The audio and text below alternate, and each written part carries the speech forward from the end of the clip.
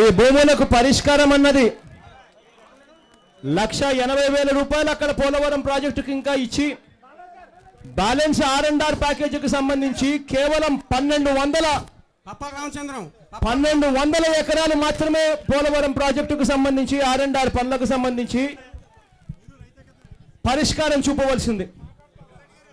ఆ 1,200 ఎకరాలు కూడా పట్టిసీమలో చూపించిన 10% ధ్యాస పోలవరం ప్రాజెక్టు మీద పెడితే ఇదే పట్టిసీమ ప్రాజెక్టు వీళ్ళు ఖచ్చితంగా పన్ను మొదలు పెట్టాలని చెప్పి 19,53,000 రూపాయలు ఇవ్వడానికి వీళ్ళు సిద్ధపడ్డారు.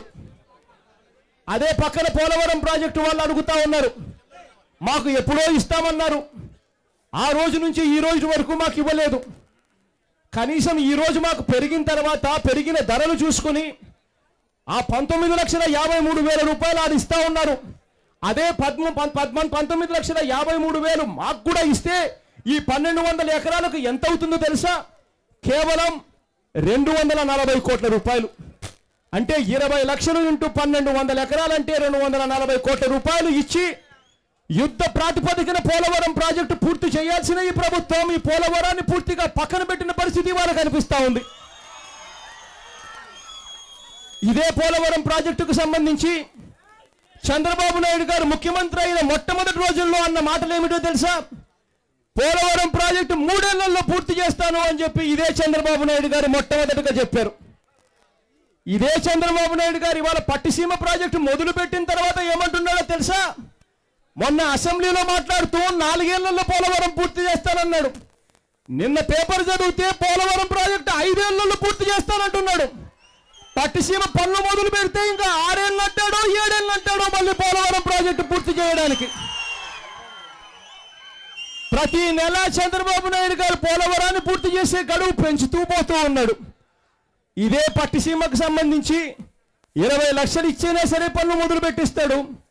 అక్కడ చూస్తే పోలవరం పనులకు నేను కాస్త ముందు వెళ్ళొచ్చా, అక్కడ జరిగిన పనులు చూసా, ఇంజనీర్లు అడిగాను అక్కడ పనులు ఎలా జరుగుతూ ఉన్నాయని. వాళ్ళు చెప్పిన మాటలు ఏమిటో తెలుసా? ఆ ఇంజనీర్లు అన్నారు, సార్ గత 11 నెలల నుంచి చంద్రబాబు నాయుడు గారు ప్రభుత్వం వచ్చిన తర్వాత ఇప్పటి వరకు పనులు ఎంత అయ్యాయి అని అంటే కేవలం 100 కోట్ల రూపాయలు మాత్రం పనులు అయ్యాయి అని చెప్తా ఉన్నారు. అంటే పోలవరం 3 ఏళ్లలో పూర్తి చేయాలి అని అంటే 16,000 కోట్ల ప్రాజెక్ట్ అది.